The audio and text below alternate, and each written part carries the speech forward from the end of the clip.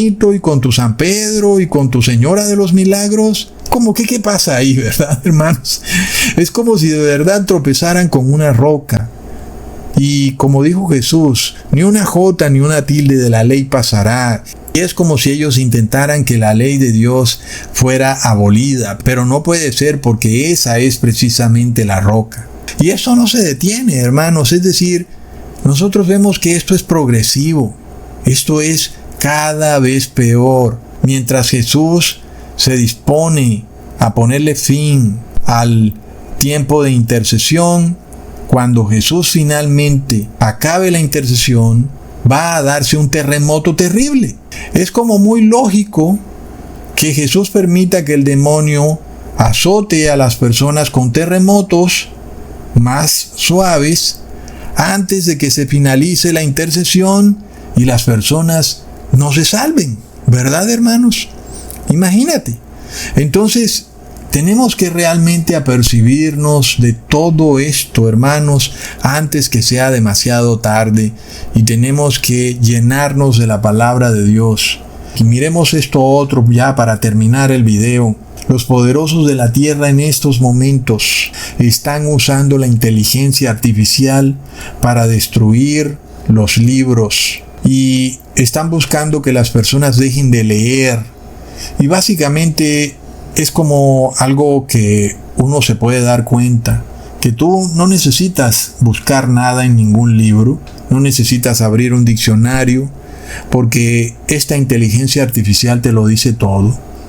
Muchas personas ya no leen, ni siquiera en los colegios y en las universidades a los jóvenes y niños se les hace comprar libros. Literalmente, los libros se están extinguiendo a pasos agigantados. Al mismo tiempo se está haciendo que todo sea más costoso y que los libros sean tan costosos como una moto. Es decir, algunos libros realmente son costosos. Muchas personas prefieren leer desde una tablet o un celular porque es más económico. Y resulta que cualquier día la inteligencia artificial va a cambiarlo todo. Es decir, todos estos libros van a ser cambiados. Las Biblias van a ser cambiadas. ¿Qué va a pasar ahí, verdad, hermanos? La sociedad lo va a olvidar todo. Ya nosotros estudiamos esto en un tercer video. Viene un gran reseteo. A medida de que nos acercamos a este colapso de la tercera y cuarta generación, las personas van a ir olvidándolo todo. Una de las formas de que esto ocurra es destruir toda la información escrita. Todos los libros deben ser recogidos y destruidos. Y por eso es tan importante que tú no te confíes con tus tablets y tus celulares y que tú todo lo tienes en formato electrónico, porque en cualquier momento todo lo que esté en un computador o en una tablet puede ser cambiado en un abrir y cerrar de ojos. Todas estas cosas son códigos y bits de información que la inteligencia artificial puede cambiar en un segundo. Si tú piensas que tú tienes una Biblia nada más porque la tienes en formato electrónico en tu tablet, tienes un grave problema.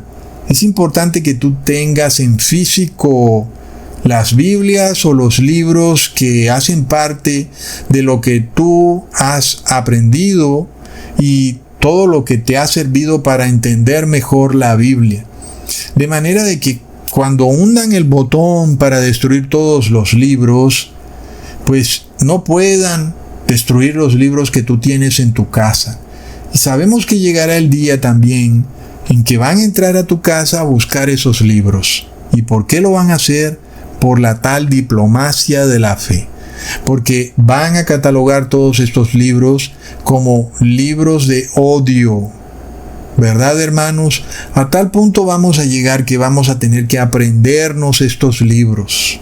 De otra manera, todo esto va a ser olvidado por la población mundial, hermanos. Es de locos lo que se está presentando en el mundo. Leamos en Mateo capítulo 27, versículos 51 al 54. Y aquí el velo del templo se rasgó en dos, de arriba a abajo, y la tierra tembló, y las rocas se partieron, y se abrieron los sepulcros, y muchos cuerpos de santos que habían dormido se levantaron, y saliendo de los sepulcros, después de la resurrección de él, vinieron a la santa ciudad y aparecieron a muchos. El centurión y los que estaban con él guardando a Jesús, visto el terremoto y las cosas que habían sido hechas, temieron en gran manera y dijeron: verdaderamente este era Hijo de Dios. ¡Wow, hermanos! Es decir, podemos ver el patrón que se repite. El centurión temió en gran manera cuando vio el temblor y se dio cuenta del poder de Dios, y lo que hizo fue darle la gloria a Dios. ¿Qué significó eso? ¿Significó acaso besarle la rodilla al divino niño o ir a cantar y a bailar con un pastor? No. Significó guardar la ley de Dios, arrepentirse. Entonces miremos todo lo que ocurrió en ese terremoto.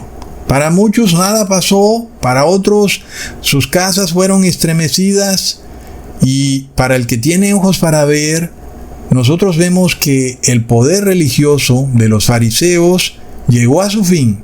El velo del templo se rasgó en dos partes, y eso significó que ya no necesitábamos tener un sumo sacerdote humano, y para el poder religioso un tremendo remesón, porque ya nadie necesitaba a un fariseo, a un sacerdote judío, a ninguno que oficiara ningún tipo de ceremonia en un templo judío, a pesar de que hoy, después de tanto tiempo, este movimiento vuelve.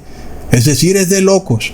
Sin embargo, está claro que ese terremoto significó un remesón en las estructuras religiosas de Jerusalén, que colapsaron de un día para otro, para siempre. Se quedaron sin trabajo estos sacerdotes. Y hermanos, esto se repite de nuevo, es de locos. Leamos en Mateo capítulo 28, versículo 2 al 4. Y hubo un gran terremoto, porque un ángel del Señor, descendiendo del cielo y llegando, removió la piedra y se sentó sobre ella. Su aspecto era como un relámpago, y su vestido blanco como la nieve. Y de miedo de él, los guardas temblaron y se quedaron como muertos. Ahí vemos los dos terremotos, el físico y el espiritual. ¿Verdad, hermanos? Esto de nuevo reveló una remoción en el mundo espiritual que estaba por ocurrir en Jerusalén. ¿De qué servían ya los ritos y ceremonias religiosos? ¿De qué servía sacrificar un animal si ya teníamos a un cordero que había dado su vida por nosotros? ¿Verdad, hermanos? Todo aquello que los judíos defendían celosamente, su religión nacional, colapsó por el terremoto. Hermanos, esto está ocurriendo ante nuestros propios ojos. Esta vez es progresivo, así como también en los tiempos de Jesús fue progresivo. Un terremoto al morir, un terremoto al resucitar, otro terremoto cuando los apóstoles fueron ungidos, hasta que finalmente en la tercera y cuarta generación colapsa por completo Jerusalén. No hay más fariseos, no hay más saduceos, no hay dinastía herodiana. Toda la estructura política fue eliminada para siempre. Muchos no pueden aceptar esto, ¿verdad, hermanos? Nosotros no podemos engañarnos, sino más bien apercibirnos, porque las señales están ante nosotros, ¿verdad? No podemos cerrar los ojos, llenarnos de miedo como le ocurre a muchos que tiemblan de pánico y lo que hacen es blasfemar contra Dios. Nosotros temblamos también porque sabemos lo que significan todas estas profecías para nuestro mundo, pero le damos la gloria a Dios y tenemos fe. Aunque temblamos también, ¿verdad, hermanos? Porque estos terremotos son realmente terribles, no solo en la parte física, sino en la parte emocional y espiritual, cuando hay un remesón, un revolcón en la sociedad y de repente pierden autoridad los líderes religiosos, los gobernantes, las instituciones. Toda esta autoridad colapsa de un momento a otro y no hay estatua que pueda evitarlo. Leamos en Apocalipsis 16, versículo 17 al 21. El séptimo ángel derramó su copa por el aire, y salió una gran voz del templo del cielo, del trono, diciendo: hecho está. Entonces hubo relámpagos y voces y truenos, y un gran temblor de tierra, un terremoto tan grande, el cual no lo hubo jamás desde que los hombres han estado sobre la tierra, y la gran ciudad fue dividida en tres partes, y las ciudades de las naciones cayeron, y la gran Babilonia vino en memoria delante de Dios para darle el cáliz del vino del ardor de su ira. Y toda isla huyó, y los montes no fueron hallados, y cayó del cielo sobre los hombres un enorme granizo como el peso de un talento, y los hombres blasfemaron contra Dios por la plaga del granizo, porque su plaga fue sobremanera grande. Ahí tenemos, hermanos, se acaba el tiempo de intercesión de Jesús y ocurre un terrible terremoto. Las ciudades colapsan por completo y es como obvio. Imagínate todos los edificios colapsados, los almacenes, los bancos, los hospitales. ¿Qué puede quedar de una ciudad? ¿Cómo puede vivir alguien en ese lugar? Ahora no son más que ladrillos tirados en el suelo. La ciudad ha colapsado. Y eso también revela que colapsarán sus gobernantes, sus líderes religiosos.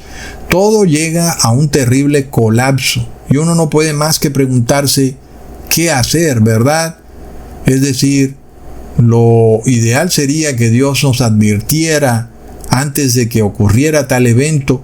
Nadie quisiera quedarse en una nación donde de repente todo colapsa. Imagínate la anarquía que se desataría en esa ciudad. Por eso, a la final, nosotros deseamos que Dios nos ampare y nos proteja para que nos ayude a salir de esa ciudad antes de que sea demasiado tarde. Y por eso también nos sometemos a la autoridad espiritual de Jesús y no permitimos que un gobernante nos diga cómo debemos adorar a Dios. Y hermanos, el otro día me preguntaba, bueno, esto ya ocurrió en Venezuela y en Colombia, pero ¿qué pasa con El Salvador? Porque hemos visto que El Salvador ha sido casi la primera nación en tratar de usurpar la autoridad de Cristo. Nosotros hemos visto cómo Nayib Bukele ha intentado unir también la iglesia y el Estado. Y es curioso porque el 17 de julio del 2026 también ocurrió un terrible terremoto con origen en la costa de México, pero que se sintió en El Salvador con mucha fuerza. Y lo más impresionante es que esta semana, el 12 de agosto, cuando estoy haciendo este video, acaba de ocurrir un temblor de 5.7 en la escala de Richter en El Salvador. Ahora volvemos al mismo punto. Yo pregunto, ¿por qué cuando están meneándose durante el temblor de un lado al otro, muertos de miedo, por qué no claman al Papa de Roma? ¿Por qué no le piden a él que detenga el temblor, que tenga misericordia, verdad, hermanos? ¿Y por qué en ese momento sí claman a Dios? Es como muy ilógico que apenas se acaba ese temblor, te dediques a obedecer los dogmas del Papa de Roma y no guardas la ley de Dios, pero apenas estás en el temblor, empiezas a clamar a Dios. Es bastante curioso, ¿verdad, hermanos? Y es como que